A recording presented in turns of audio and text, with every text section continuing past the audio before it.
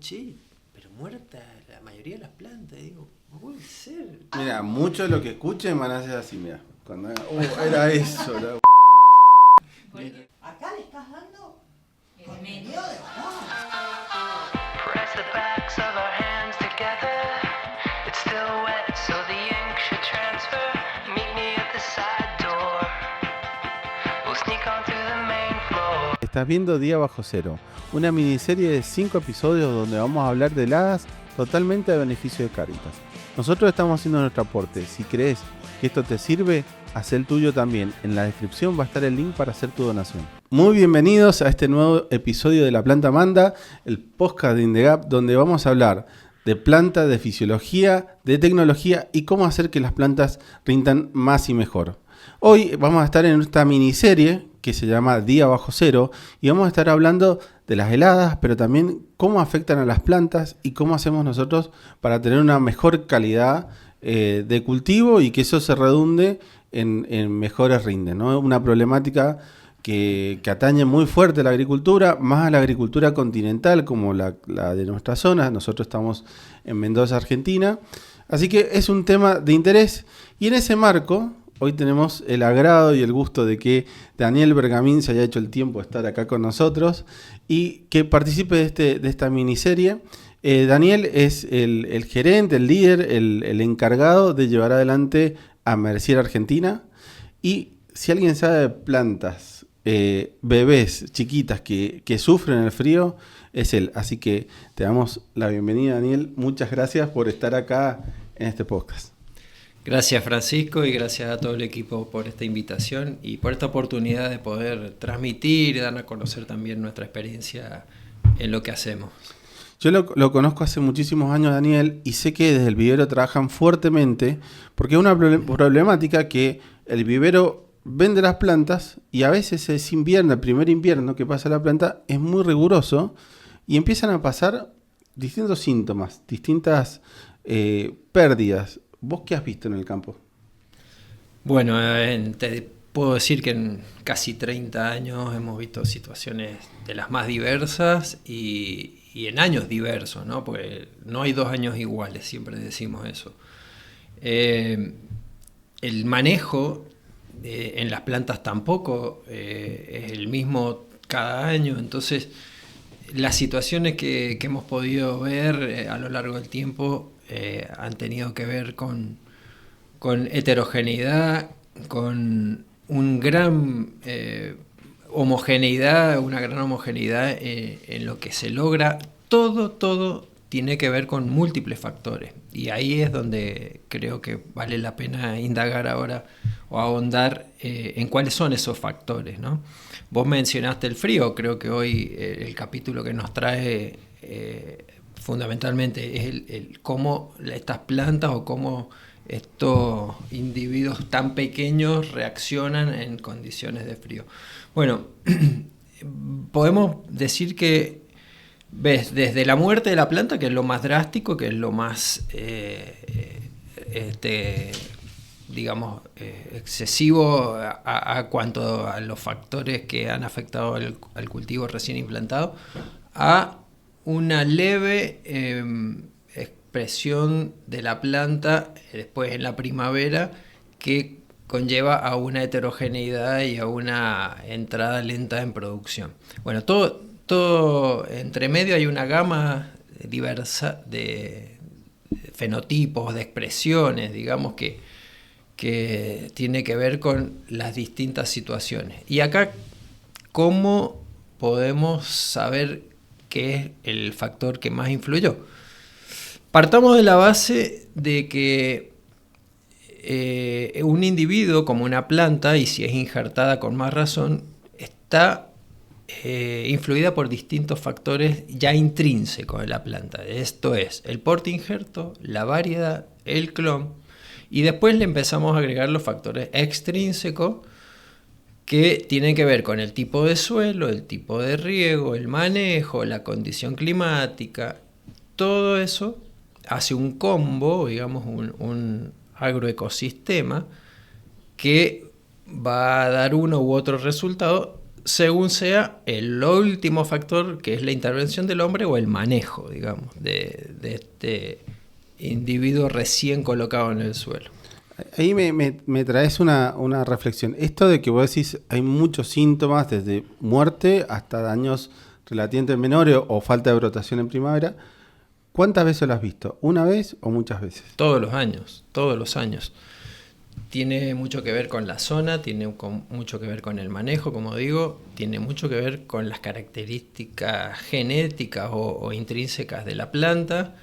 Entonces, para ir al grano, digamos así, y ser un poco más específico. En una oportunidad, en la zona de Agrelo, una de las primeras veces que nos tocó ver estos sistemas, estos comportamientos, y que realmente nos sorprendió porque nunca habíamos visto y éramos nuevos en esto. Año 98 te estoy hablando, 1998. Primera plantación, un invierno crudo, ya había vegetado la planta, los técnicos muy contentos porque había llegado el invierno con las plantas casi ya todas formadas al alambre a una velocidad extraordinaria. Incluso algunos habían cortado el brote al alambre ya formado con anticipadas, con feminelas, algunos pequeños cargadores. Y claro, todo parecía un éxito. Es decir, ¿quién llega a formar una planta en el primer año? Te ganaste un año. Un gol absoluto, sí. Era maravilloso. El tema fue cuando en la primavera vieron que el 80% de las plantas no brotaron, estaban muertas. Eso fue el primer shock que vimos en esta actividad, ¿no? Donde habíamos empezado a ver algo que no conocíamos. Bueno, y empezamos a estudiar el tema, empezamos a indagar y a conocer de esto. Y bueno, empezamos a ver que acá en esta misma parcela no era homogéneo el comportamiento, sino que habían sectores donde las plantas estaban muertas completas hasta la raíz, casi hasta la raíz, digamos hasta el cuello de la planta. Otros sectores donde estaba brotando muy tarde, en noviembre te estoy diciendo, plantas que comenzaban a brotar las yemas, plantas que habían brotado pero de abajo, del pie, del portainjerto. Y plantas que mostraban no brotes, sino racimos en las yemas. Mira, cosa curiosa, yo me acuerdo patente porque eso nunca lo había visto, ¿no? De que de una yema brotaran racimos sin brote, sin hoja. A veces le dicen repollito, se le puso un nombre bien, digamos, cultural, que se le llama el repollito. Claro que vos decís, está el brote muy cortito, pero sí los dos racimos expandidos. Exactamente. Entonces, a la simple vista y ahí a 1 metro de distancia vos veías racimos prácticamente. Las hojas eran imperceptibles. Bueno, esto nos mostró que habían distintos grados de afectación y no había duda que el problema había sido el frío. ¿Qué había pasado en este invierno? Bueno, el problema había comenzado mucho antes del invierno. La primavera había sido muy benigna, brotó muy bien, la planta se plantó en el mes de octubre, noviembre, se terminó la plantación en fecha, pero después agua, un suelo fértil, profundo, fertilización para poder llegar rápido, tejidos con una tasa de crecimiento muy alta, se formó la planta y aquellas que por ahí le faltaban un poquito se continuó regando hasta muy tarde, marzo, estamos hablando, abril, el último rieguito para llegar.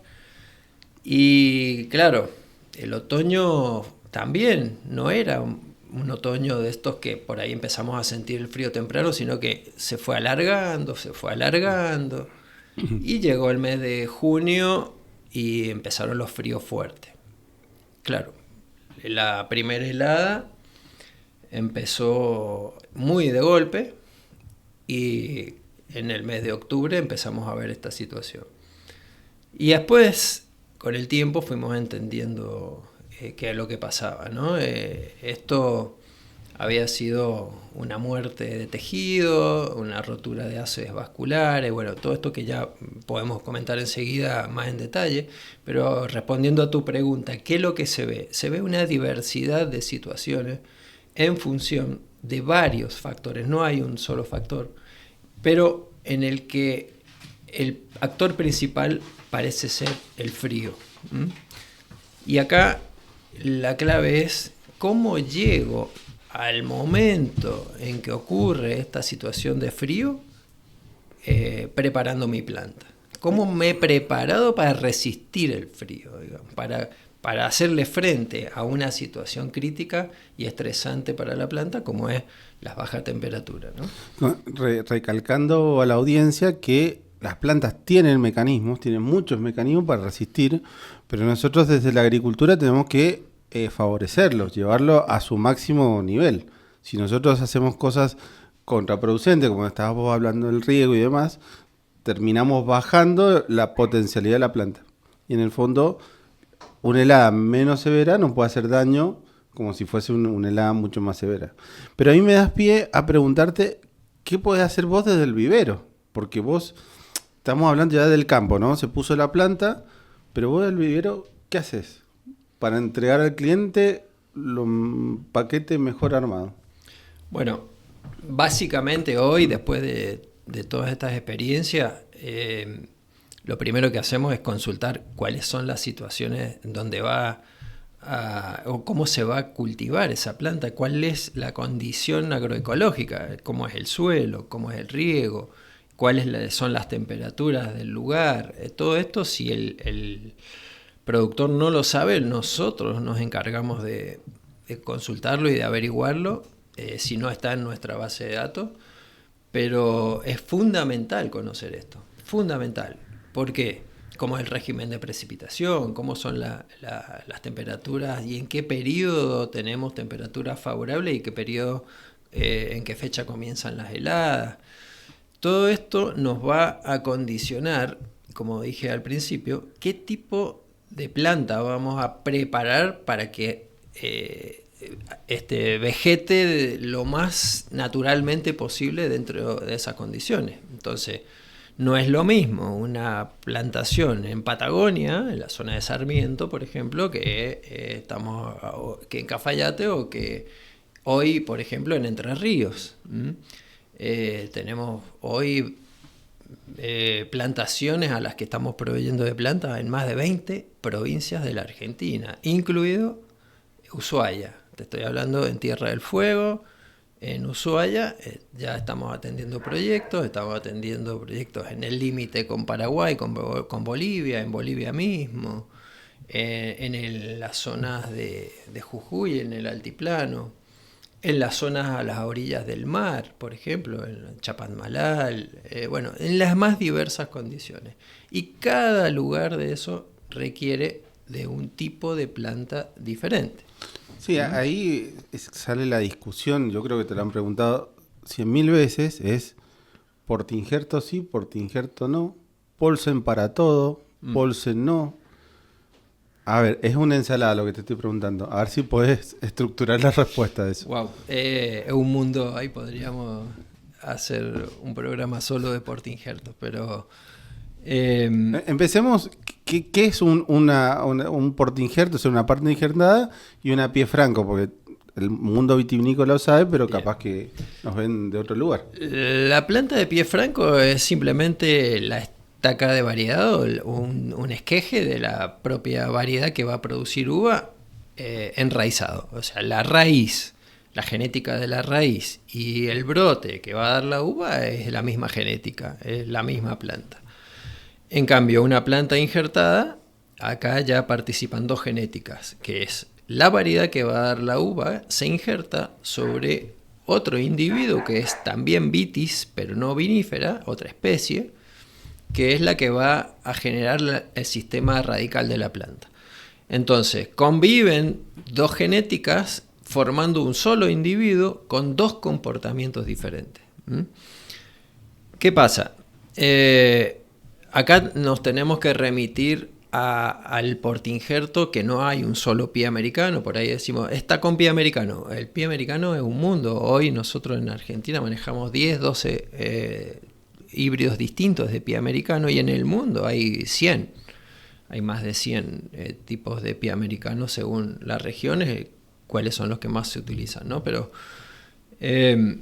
por ejemplo, hay grupos. Hoy podemos establecer no solo estos 10 que yo te digo, corresponden a distintos grupos que tienen que ver con sus progenitores, con quiénes son los híbridos o los padres que le dieron origen a esos híbridos, ¿no?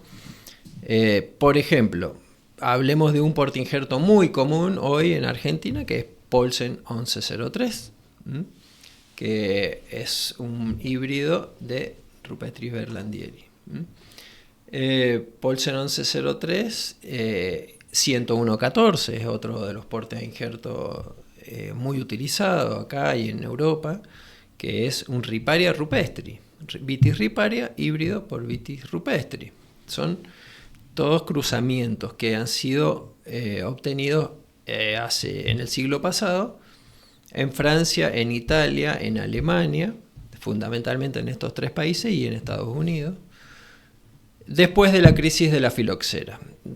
Digamos que los portainjertos surgen a partir del 1830 aproximadamente, cuando aparece la filoxera, ¿no?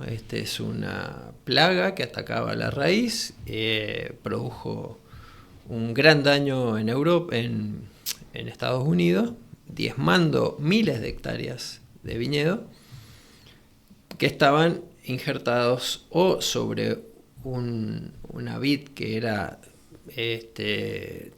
muy sensible a filoxera, o sobre pie franco, es decir, la misma variedad enraizada. Y esto lo que hizo es revelar que habían otras vides silvestres que no eran atacadas. Cuando se observó esta situación, dijeron, bueno, no tenemos otra solución de que estas vides silvestres actúen de raíz, porque la plaga ataca a la raíz y mata a la raíz, y probemos de injertar estas variedades que queremos cultivar sobre estas raíces que resisten la filoxera. Así muy burdamente te lo cuento, ¿no? Entonces se hizo eso, pero muchos de estos híbridos, estos vitis que toleraban la filoxera, no eran fáciles de enraizar, no eran fáciles de multiplicar, o tenían algunas otras condiciones que no eran favorables para el cultivo. Entonces, bueno, se fueron hibridando. Hubieron organismos, instituciones, universidades que hibridaron muchos de estos progenitores, y de ahí surgen los híbridos que hoy usamos, como el SO4, el Poulsen 1103, el 10114 y así muchos de estos.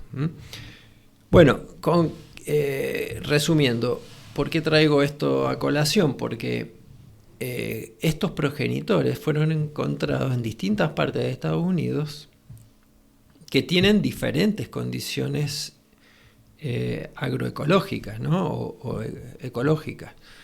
Por ejemplo, Vitis riparia. Vitis riparia es uno de los progenitores de muchos de estos portainjertos.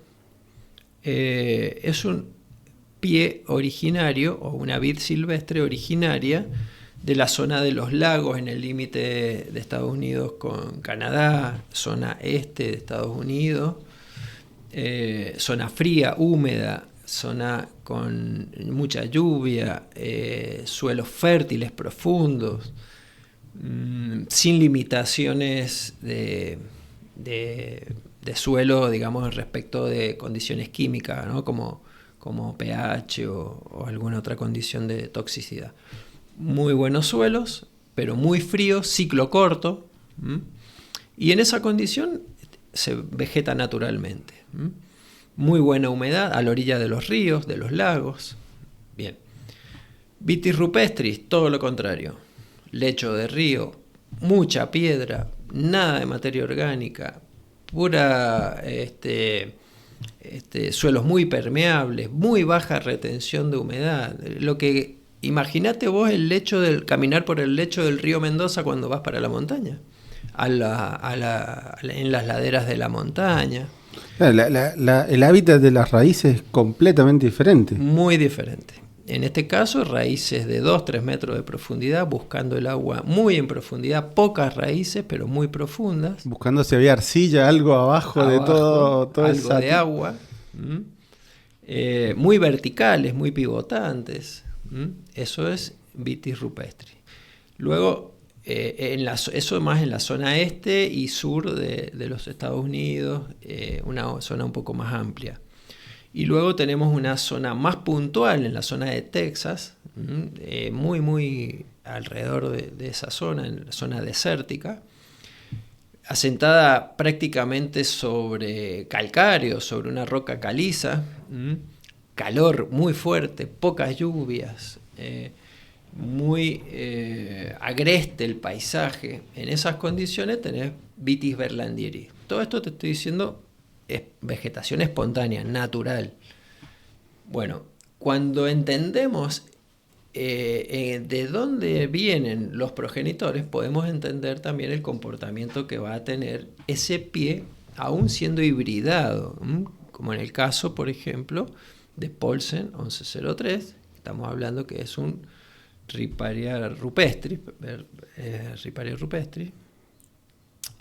o un 10114 que es un... el 10114 es Riparia rupestris y el Rupestris berlandieri el Poulsen. Entonces, hay una condición que ya es innata del portingerto. Si yo llevo un Poulsen que está acostumbrado, que viene de 2 progenitores, de desierto, de ciclo largo, de mucho calor, acostumbrado a vegetar mucho tiempo, un ciclo muy largo para poder profundizar en la raíz y generar reservas. Yo me lo llevo a una zona muy fría, como la Patagonia o cualquier zona muy fría. Es como que el ciclo le queda largo, entonces le falta temperatura. Va a quedar sin terminar de crecer, digamos así. Y no va a juntar ni la reserva suficiente, no va a madurar sus tejidos porque no se preparó para el frío, no está acostumbrado a eso, no va a poder profundizar como es natural y va a quedar muy superficialmente, lo cual va a sufrir varias condiciones, que en lo primero que sufre son las asfixias y las condiciones de variación de humedad, porque no tiene raíces superficiales. Entonces, bueno, muchas de estas situaciones. ¿Qué va a pasar? Cuando un portingerto de esto, como Poulsen, como Ramsay, que es otro de los portingertos que su progenitor es Vitis champini, peor todavía. También de desiertos, es de una condición de origen muy estresante, porque estos están acostumbrados al calcáreo, al calor, a la sequía y a las sales. Es un portingerto tremendamente vigoroso, el más vigoroso te diría, acostumbrado a las condiciones a prueba de todo. A vivir en estrés y lo hace bien, digamos. Y lo hace muy bien, muy bien. Pero ¿qué pasa cuando lo pones en condiciones contrarias, donde tenés o suelos muy arcillosos o anegadizos? No puede vegetar bien, ahí es donde siente el estrés, cuando tiene esas condiciones, porque no está adaptado a esas condiciones. Y bueno, acá viene todo lo que provoca la sensibilidad de esto. Primero, falta de oxígeno, no puede crecer. Al no poder crecer bien, no acumula reservas. Al no acumular reservas, la planta tiene menos capacidad para resistir el frío. Luego, es una planta con tejidos acostumbrados a crecer a una tasa muy alta, lo cual genera vacuolas muy grandes en los tejidos porque necesita crecer muy rápido. Esas vacuolas, si están llenas de agua, ante un frío muy repentino, se congelan, entonces rompe los tejidos internamente. Los vasos de conducción de savia son de diámetros muy grandes, entonces también están rodeados de células con mucha agua, y al romperse un vaso de eso, la planta impide que tenga una circulación importante, y inmediatamente la parte aérea lo siente. Entonces, bueno, todo esto va en contra del crecimiento de la planta. Perdón, Edith, voy a meter una cuchara porque no sé si lo mencionamos, pero las plantas se pueden morir. Cuando vos hablas de helada en frutales, en este caso la vid, siempre pensamos en el brote, ¿no? Brotó, salió el racimo, vino la helada, lo mató. Pero ahora lo que estamos hablando en este momento es que también la planta entera se puede morir. Y la planta entera se puede dañar. Y eso, como decías vos, no estaba muy reconocido. Vos lo viste en el 98, se empezó a divulgar de a poquito, pero todavía no está totalmente difundido. O sea, todavía falta un porcentaje de los agricultores y los colegas agrónomos que entiendan esta cuestión de que la planta es muy sensible por dentro también, y más si nosotros no le damos las condiciones de rusticidad, de rusticación para que soporte. Entonces, básicamente tenemos dos daños: el de postbrotación y todos los daños que pueden haber prebrotación. Y también tenemos los daños de fines de ciclo, los daños con los racimos colgando. Son distintos, cada uno genera distintos daños fisiológicos, pero económicos también. Son distintos daños. Totalmente, y esto que vos decís, todos los años lo vemos. O sea, hoy, después de 30 años, seguimos viendo proyectos que fracasan y que tienen primavera, verano pasada, fui a recorrer un viñedo de un cliente que había plantado acá en Agrelo, y o sea, uno no se imagina que se va a encontrar con ese panorama hoy después de tantos años que vivimos estas experiencias, ¿no? Y sin embargo hoy siguen habiendo plantaciones que los están sufriendo. Y básicamente, pero es cantado, vos entrás a la finca y ya está, listo, no hay que preguntar nada. Bueno, decime, ¿hasta cuándo regaste? Le pregunta, y abril, mayo, porque había buena temperatura, listo. Desbrotando, por ejemplo, en el mes de febrero, ¿qué sentido tiene? Ningún sentido. A esa altura la planta ya se está preparando para recibir el frío, y le estamos quitando la fuente de fabricación de carbohidratos, sí, de reserva. ¿no? De reserva. Sí, entonces, carbohidratada, sí. Sacarle hojas en el mes de febrero es antinatural, digamos así, porque le está perjudicando a la planta e impidiendo a que fabrique reserva. Le hiciste tu propia peronóspora. Claro. Una especie de enfermedad inducida. Y además está estimulando el ápice para que siga creciendo cuando debería estar haciendo lo que frene. A ver, acá quiero dejar claro un concepto que siempre nosotros les transmitimos a los viticultores, que son: la planta tiene dos sensores fundamentales que hay que tenerlos en cuenta. Las hojas por un lado y la raíz por otro. Son los dos sensores. ¿Y qué sensan? Hay 4 cosas que sensan, pero hay 2 que son las más importantes. La luz, a través de la cantidad de horas de luz, el largo del día en realidad, la temperatura, el nivel de humedad del suelo. O sea, tres, digamos, que son claves. Sí, su tablero de control. Con esas 3 sabes dónde está parada, en qué parte del año está. Exactamente. Eso es lo que dice la planta, cuál es la condición que está y cómo debe seguir viviendo, digamos, cómo debe seguir vegetando. Entonces, cuando naturalmente la planta, supongamos que el hombre no interviene, detecta que los días se acortan, las horas de luz se van achicando, la planta lo detecta, las hojas lo detectan. Cuando la temperatura también va disminuyendo, las mínimas van disminuyendo y las máximas también, los sensores de las hojas y tallos y la raíz lo detecta. Y cuando ya se deja de regar porque las lluvias han cesado, normalmente en esas zonas, la raíz comienza a sintetizar ácido abscísico y le dice al brote: parate. Lo trasloca al brote, le dice: listo, nos tenemos que preparar. Y ahí comienza toda una transformación interna de la planta, donde hay hormonas que provocan la deshidratación de la parte aérea del brote.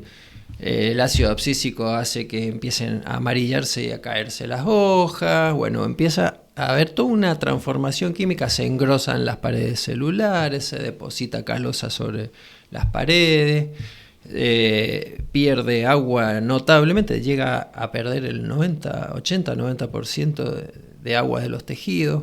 Todo en pos de la preparación de resistir el frío. Todo el azúcar se acumula en las vacuolas y en las células anexas a los vasos.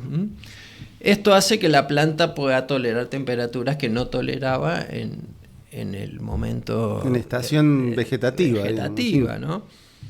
¿Y qué pasa con el portainjerto? Que es tu pregunta inicial en estas situaciones. Supongamos que yo tengo un pie Paulsen 1103 o Ramsay vigoroso, porque digo, no, yo quiero vigor, tengo un suelo permeable con poca fertilidad, le quiero poner un pie que me dé vigor, que se la aguante en estas condiciones, entonces voy a buscar que profundice para regar lo menos posible, tolere lo más posible la sequía, le meto un Paulsen.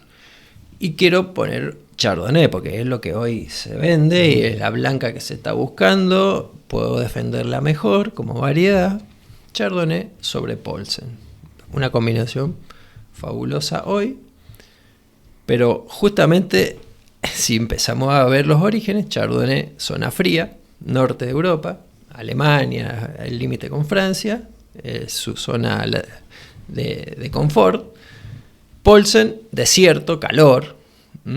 Dos ciclos muy diferentes.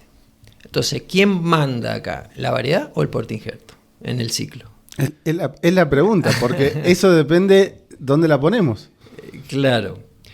Cuando empieza a ver, supongamos, un año en el que ocurre esto, que es donde ocurren siempre los problemas. Los años frescos, con con otoño frescos, no vemos los problemas. Los problemas es un año que pasó desapercibido. ¿Cuándo vemos las situaciones problemáticas? Cuando los otoños son muy benignos, o sea, tenemos calores hasta muy tarde. Hasta junio. Hasta muchos junio, años que llegan tenemos hasta algunas junio, hojas sí. verdes hasta junio, y muchos se ponen contentos porque dicen, bueno, le pude dar un poquito más de crecimiento, llegué al alambre a junio y todavía tenés un brotecito, un ápice activo, tremendo. Bueno, en esos años es donde vemos los problemas. ¿Por qué? Porque en ese caso el Paulsen, que tiene raíces a más de 1 metro, casi 2 metros de profundidad, nunca se enteró que le falta el agua, que la temperatura disminuyó porque la raíz allá abajo... Estable la temperatura del suelo. La temperatura es muy estable, la humedad es muy estable y la luz no le necesita el Paulsen para saber que se terminó el verano. La luz la necesita la variedad. La variedad. Y la variedad le está diciendo, bueno, pará, ya está. Y le sigue mandando agua, le sigue mandando nutrientes y el Chardonnay no le queda otra que crecer. Entonces, en esa circunstancia, la planta llegó a junio, primera helada, ¡puc! El Chardonnay la sintió, murió. Ese es el clásico caso de que te dicen, yo la planté, me fue muy bien, no tuve ningún problema, y el 4.º año perdí todo. Y te dicen, ¿por qué, ingeniero? ¿Por qué si venía todo bien? Y porque todos los años son diferentes, y hay años que por cuestión del azar hacen que la planta pueda llegar bien y vegetar bien, pero después se da este caso que decís vos, y termina siendo el año nefasto, ¿no? Exactamente. Distinto es si hubiese puesto, por ejemplo, un pie con sangre de riparia, que está acostumbrado al frío, entonces está mucho más próximo al ciclo del Chardonnay.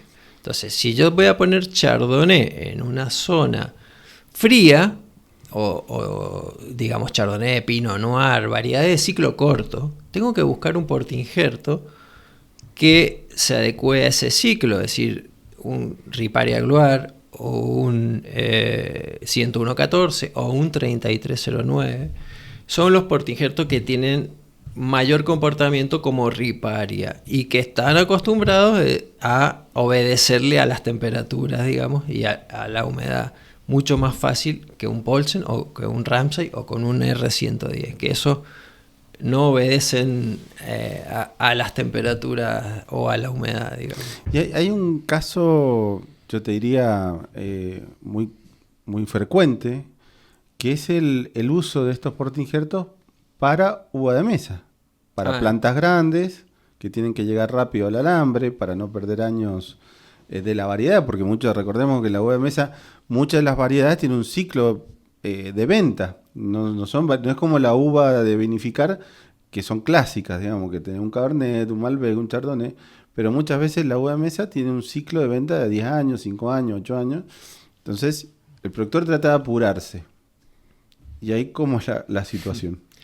Bueno, la uva de mesa creo que es un caso aparte, un caso especial, y justamente por eso, porque en la uva de mesa se usan los portainjertos más vigorosos, los más vigorosos que existen, que son fundamentalmente el Salt Creek o Ramsay, el Harmony, en Chile se usa mucho el Harmony, Poulsen 1103, Richter 110, estos portainjertos que tienen fundamentalmente sangre Champini, Berlandieri y Rupestri. La combinación de cualquiera de estos tres da vigor, mucho vigor, y sobre todo Champini. Champini es el más vigoroso de todo, que es el Harmony o Freedom o Ramsay, que tienen altísimo vigor. Y esto, claro, el ciclo es tan largo que la planta vegeta y hay que hacer mucho esfuerzo para frenarle el crecimiento. Incluso casi imposible, en suelos arcillosos, a veces es imposible secar el suelo, no hay forma. Exactamente, o sea que... secar un suelo a 2 metros de profundidad es inviable, o sea, imposible. Tendrías que parar, a veces ni dejando todo un año sin regar, llegas a secar esa profundidad. Entonces, para que nosotros siempre lo relacionamos con el cultivo de la jarilla. Decimos, estos son una jarilla. Digamos, estos portainjertos se comportan igual porque pueden pasar un año sin regar. Así, literalmente, lo hemos visto. Pero bueno, esto es el vigor que se necesita en la uva de mesa. Y esto trae algunas situaciones que en algún momento la hemos charlado, ¿no? En la que los productores casi como que asumen, porque en la zona donde se cultiva la uva de mesa, sobre todo en Argentina, que es el norte de Mendoza y la zona de San Juan, Posito, la zona del Pedemonte ahí en el departamento de Sarmiento, esa zona hay heladas. En esa zona hay años en donde cada cierta cantidad de años tenemos heladas fuertes. Y cuando ocurre una helada en esas condiciones, con esos pies, hace estragos porque los pies vegetan. Y yo he visto proyectos en los que se ha plantado el barbecho en la primavera, en el verano llegaron a la altura del parral, podaron y empezaron a formar los cargadores, los brazos, en el mismo año, o sea, en el año de que se plantó. Sí, tenemos 2 metros y pico de planta en un solo año, más cargadores. Más los cargadores. 2 metros y medio de planta. Tremendo. Sí. Un vigor impresionante porque tenés oxígeno, tenés temperatura y tenés suelos con piedra que se calientan muy rápido y tenés agua que le estás dando con el goteo constantemente. Entonces tiene todas las condiciones. Cuando llega el frío hace estragos. Entonces en esas situaciones he estado en reuniones donde los productores te dicen, no, bueno, pero nosotros ya asumimos que el 30% de muertes el primer año es normal. O sea, es una locura pensar eso. Hoy no es viable pensar que es normal tener un 30% de mortandad en el primer año. Mira, yo el otro día tuve una charla parecida y me decían, no, bueno, lo que pasa es que yo voy a poner hasta que algún día tendré todo el cultivo. Pero eso tiene una consecuencia económica y una consecuencia hasta emocional, ¿no? Porque poner un cultivo para perderlo es como jugar a perder. Sabes que vas a perder y eso a la larga trae consecuencias, obviamente en el bolsillo, pero tu proyecto no termina nunca. Empezaste un proyecto y siempre está en proceso. Mucho más que eso, Francisco. Yo te diría que es algo que vas a padecer de por vida, porque cuando tenés esas condiciones tan favorables para el crecimiento, vos vas a tener una planta que llegó arriba, como te digo, que la estás formando y el año que viene va a dar los primeros racimos, en el segundo verde, y por otro lado vas a tener una planta que volviste a plantar y que está empezando de cero. El manejo de una planta y el manejo de otra es muy distinto. Y entonces, cuando vos vas a hacer una labor, te vas a encontrar que estás fertilizando una planta pequeña y al lado tenés una planta que no necesita fertilización. O tenés que hacerle un desbrote a una y a la otra no. Entonces, el trabajo ya con el personal, con la gente, hay que dar diferentes instrucciones. Va a tener heterogeneidad en el crecimiento, va a tener heterogeneidad en la formación, en la cosecha, en la entrada en producción. O sea, es un problema que vas a lidiar por varios años, te diría. Ni siquiera podés calcular bien los costos de producción, ¿no? Porque vos estás fertilizando. ¿Qué estás fertilizando? Pues incluso vos lo has visto cuando se empiezan a morir plantas, empiezan los metros de falla, y resulta que vos no tenés las 1000 plantas que tenías que tener, tenés 300, y cuando haces los costos de producción es sobre 300. Entonces el costo de producción pega un salto. Si vos lo seguís dividiendo por 1000, te va a dar un número, pero si sos realista y lo dividís por las plantas que realmente tenés, ahí es cuando decís, no, la verdad no cierran las cuentas. Sí, esto muy estimado, o incluso no hay nada que se pueda proyectar con un cultivo así, ¿no? No podés proyectar una productividad porque vos, ¿por cuántas plantas multiplicás? Normalmente para hacer un cálculo, una estimación de producción, se cuentan o se seleccionan plantas al azar, se miden, se pesan, se cuentan los racimos y después se estima la producción por hectárea. Pero sobre cuántas plantas tenés que censar cuartel por cuartel, saber cuántas plantas tenés con 100% de producción, con 50% de producción, con 20% de producción. O sea, es tremendo, o sea, es un dolor de cabeza llegar a formar un cultivo de esta manera.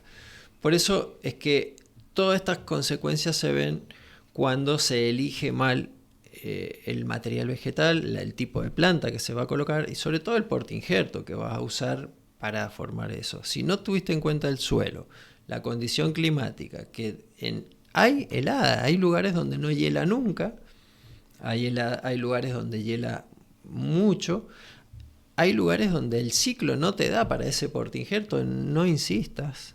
Y hay lugares donde es a la inversa, tenés mucho ciclo muy largo y pusiste un portainjerto de ciclo corto, entonces no vas a lograr vigor porque la planta ya quiere terminar de crecer y vos le estás insistiendo con fertilización y con riego a que siga creciendo. Entonces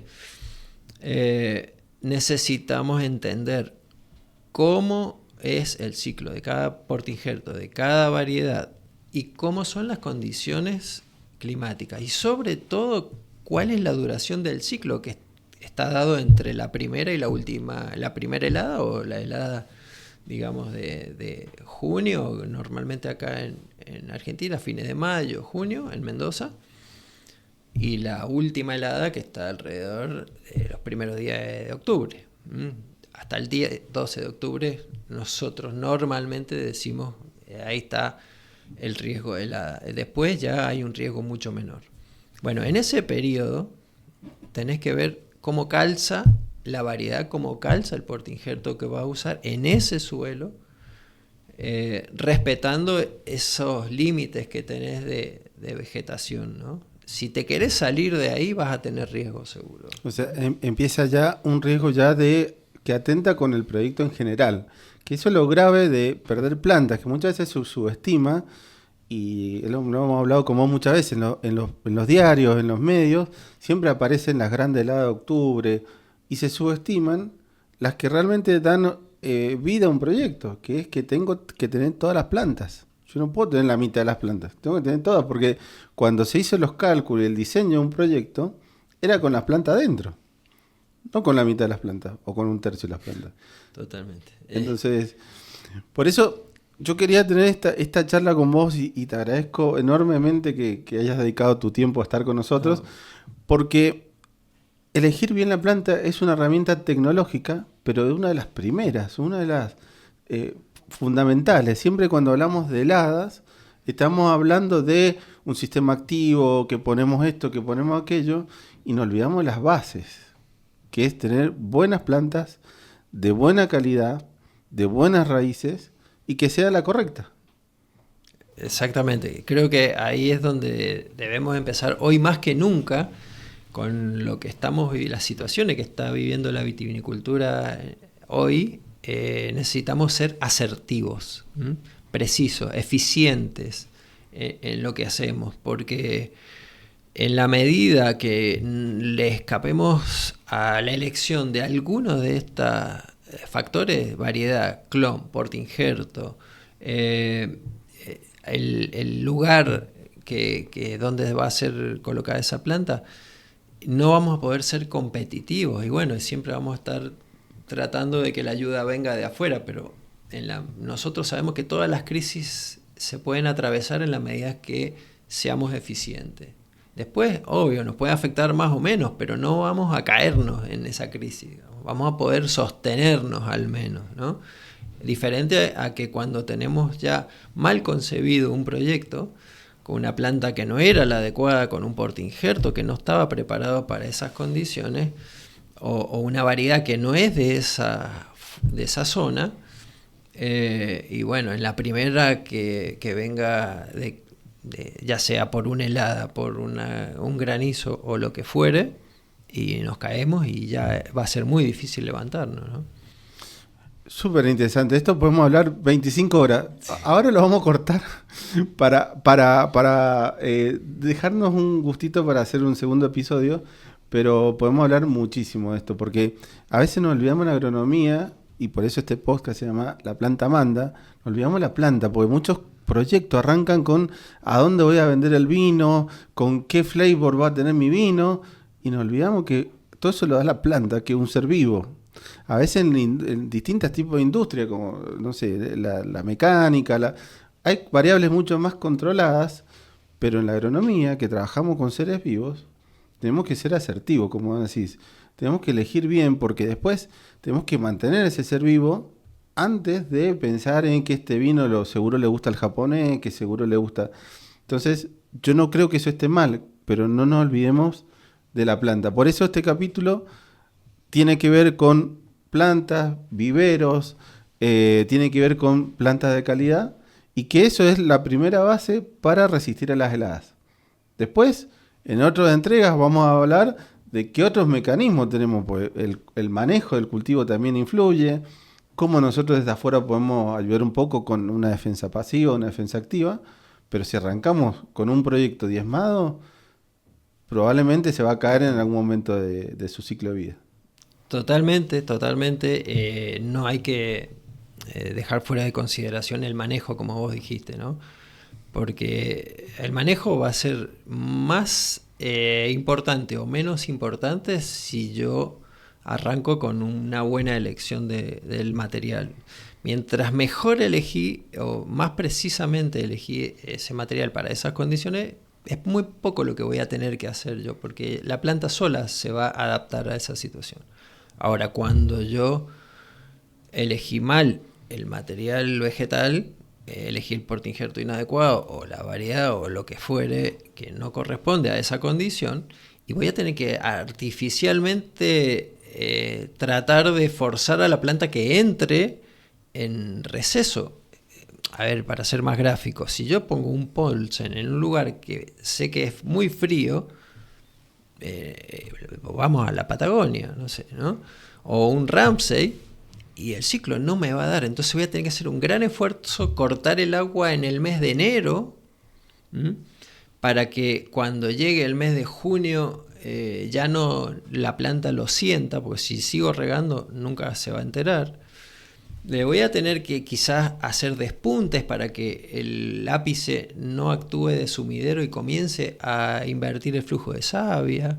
Voy a tener que generar un montón de artificios, aplicar cobre para endurecer los tejidos.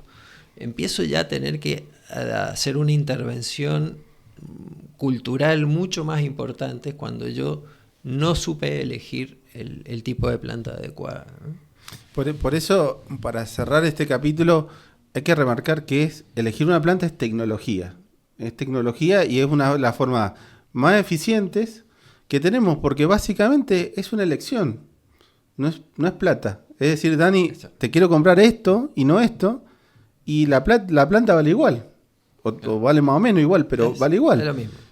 Y te ahorras dolores de cabeza solo con la elección. Entonces, es una herramienta muy fuerte elegir bien la planta, la otra herramienta muy fuerte elegir bien el sitio, y entre esas dos ya tenemos la mitad de la batalla ganada. Totalmente.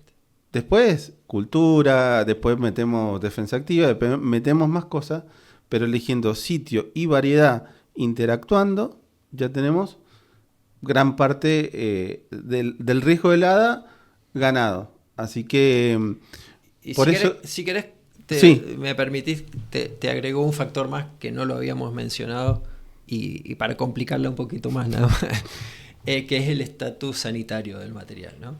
Estatus sanitario es cómo viene, nosotros sabemos que la vid, digamos, el problema más serio sanitario que tiene son los virus. Lo demás, con algún fungicida de última generación o más viejo o más nuevo, lo vas a paliar, el caso oidio, peronospora, lo que sea de las enfermedades criptogámicas. Pero cuando hablamos de virus, de un problema sanitario que tiene, en la que intervienen los virus o algún otro micoplasma, o hongos que son ya internos, el problema es más serio. Primero porque los virus no hay cómo sacarlos. Una planta que está infectada con virus no tiene vuelta atrás. Y no se ve, a no ser que la hoja un poco lo deje de entreverar, pero no se ve. Entonces hay análisis particulares y certificaciones particulares para garantizar eso, ¿no? Totalmente. Como vos decís, en los primeros 3-4 años no te vas a dar cuenta que la planta tiene virus. Recién a partir del tercer año empieza a mostrar algunos síntomas cuando ya está empezando a producir. Así que ya es muy tarde. Y bueno, tiene la suerte de que solo se contagia por injerto o por algunos vectores muy, muy específicos, que son muy pocos. Entonces no es algo que se pueda difundir fácilmente. Pero ¿qué pasa con una planta que ya viene con virus, que normalmente ya vienen desde vivero con virus? Es una planta que tiene restringido su metabolismo. Entonces, al hacer mucho más esfuerzo y tener que gastar mucho más energía en subsistir, en fabricar sus metabolitos, tiene menos reserva. Es una planta que guarda menos reserva para resistir el frío. Se prepara mucho más débil, como cualquier organismo que está sufriendo una enfermedad, o una persona que está enferma tiene menos capacidad de resistencia al estrés, ¿no? En este caso pasa lo mismo. El frío es un estrés muy fuerte, y si la planta no se preparó porque estaba sufriendo una condición extra, digamos, que es tener que soportar un virus y destinar energía a sostener el virus ese sin que le haga demasiado daño, y bueno, la planta está menos preparada también para resistir el frío. Entonces es importante también en este caso el estatus patológico. Muy buena aclaración. Y me tirás podemos ir hablando un montón de esto, pero vamos a tener que cortar el capítulo, te aviso, Dani. Pero me diste un pie porque muchas veces me dicen en campo, la planta se me murió del virus. O la planta La planta estaba muy débil y la mató el frío con mucha facilidad. Generalmente el estrés letal es el frío, a veces el calor también, por cierre estomático y sobrecalentamiento de la planta. Pero todos los estreses, incluido virus, incluido mal manejo, incluido o mucha fertilización o poca fertilización, todo el estrés que la planta puede acumular hace que es una planta muy susceptible a cualquier tipo de estrés letal. Y cuando llega el invierno se manifiesta. Entonces, generalmente termina muriéndose la planta por el frío, a expensas de que era muy débil. Exactamente.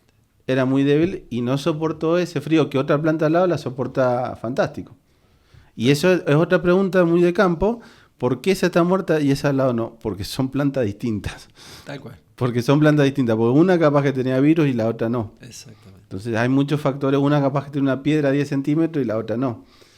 Hay factores que hacen que una muera y otra no, como todo ser biológico. Totalmente. Trabajamos con seres vivos y eso es lo maravilloso. Eso es lo maravilloso, lo complicado y lo que hace todo esto un rompecabezas. Muy, muy complicado porque es como un rompecabezas que se mueve. Ahí, como decía al principio, hay como otras industrias donde los parámetros están como más cuantificados y son más estáticos en el tiempo y la agronomía no. Se mueve todo el tiempo.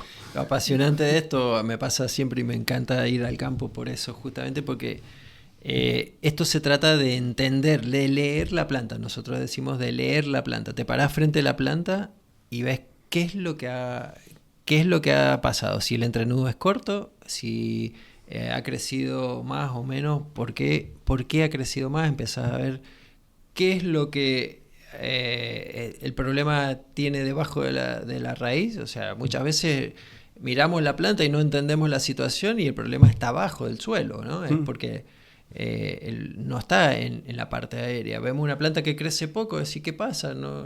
Y creemos que con una aplicación de algún producto foliar la vamos a revivir y resulta que el problema está en la raíz. Uh-huh. Entonces, esto es lo apasionante de poder interpretar lo que está sucediendo en la planta mirándola y entendiéndola, ¿no?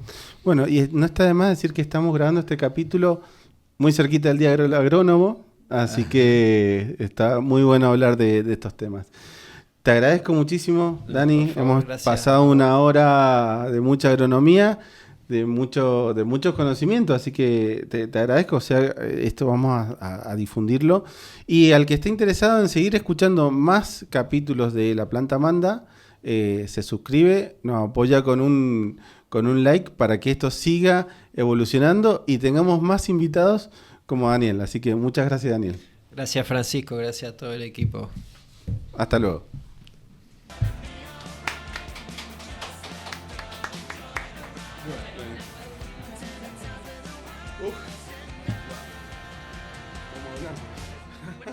Podemos hablar un montón más, pero... Ahí.